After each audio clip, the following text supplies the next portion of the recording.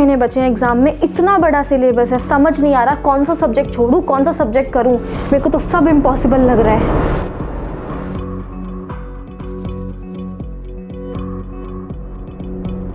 तो आज हम पढ़ने वाले एनिमल टिश्यू। एनिमल टिश्यू बहुत सारे टाइप के होते हैं जो आपकी बॉडी में पाए जाते हैं। अब ये एनिमल टिश्यू एपिथेलियल हो सकता है, ये एनिमल टिश्यू। अरे काजल क्या हो गया, तुम इतनी घबराई क्यों हो? मैम मेरे को समझ नहीं आ रहा है, एग्जाम में सिर्फ 90 डेज बाकी है और मेरा पूरा सिलेबस बाकी है, कुछ कवर नहीं हुआ है। ओके, इतना घबराने और परेशान होने की ज़रूरत नहीं। पहले तुम बैठो आराम से, अपन बात करते हैं। हमें एक परफेक्ट प्लान की ज़रूरत है। प्लान नहीं है इसलिए तुम इतनी परेशान हो रही है। इसलिए आज अपन लोग चलो बनाते हैं एक छोटा सा प्लान जिससे आपका 90 डेज का सफ़र एकदम आसान हो जाए। तो चलो काजल, अपन लोग ना एक रोड मैप बना लेते हैं। रोड मैप से क्या होगी, चीज़ें बहुत आसान हो जाएगी। और देखो, तैयारी के लिए 90 डेज जो होते हैं ना वो काफ़ी है। बायोलॉजी हमारी है 50%, 360 नंबर की आनी है। तो कितना समय बायोलॉजी को अपन दें? मुझे ये लगता है कि अगर तुम 10 घंटे पढ़ रही हो तो 4 घंटे तो बायोलॉजी को देने ही चाहिए। और बायोलॉजी में ये भी तुम जानती होगी, इतना तो तुम अब तक जान ही चुकी होगी कि एनसीईआरटी कितनी इंपॉर्टेंट है, डायग्राम्स कितने इंपॉर्टेंट है।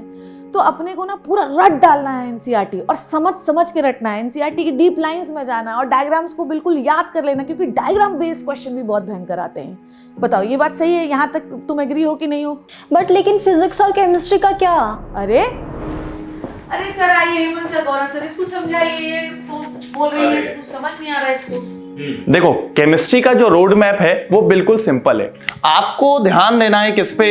एनसीईआरटी पे, स्पेशली ऑर्गेनिक और इनऑर्गेनिक की रिएक्शंस पे।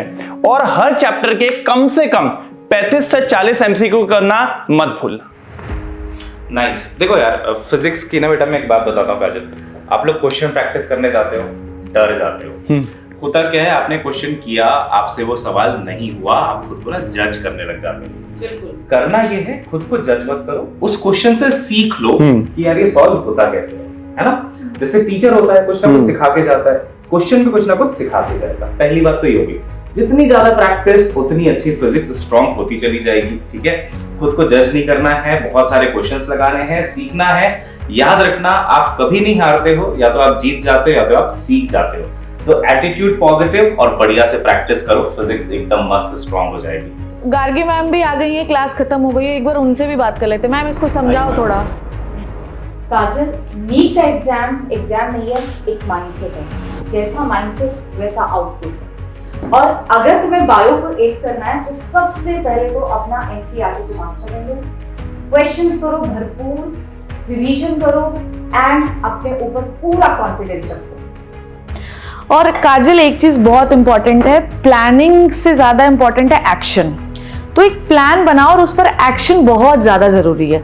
और 90 दिन के हर घंटे को, हर सेकंड को यूटिलाइज करो, तभी तुम्हें जो है 650 से ऊपर नंबर मिलेंगे और एक अच्छा गवर्नमेंट कॉलेज मिलेगा। And remember Kajal, consistency is the key. I know it is very difficult to do the same thing every day, लेकिन जीतेगा वही जो कंसिस्टेंट रहेगा, रेगुलर रहेगा, डिसिप्लिन में रहेगा। मिस्टेक से डरना मत, हर एक गलती नई लर्निंग है। और बेटा देखो, इनर्शिया समझ में आता है ना आपको? जब कोई चीज रुका हुआ है, जब तक हम फोर्स नहीं लगाएंगे आगे नहीं बढ़ेगा। आपके सपने भी मूव नहीं करेंगे ना अगर आप एक्शन नहीं लोगे। तो एक्शन लेना बहुत जरूरी है।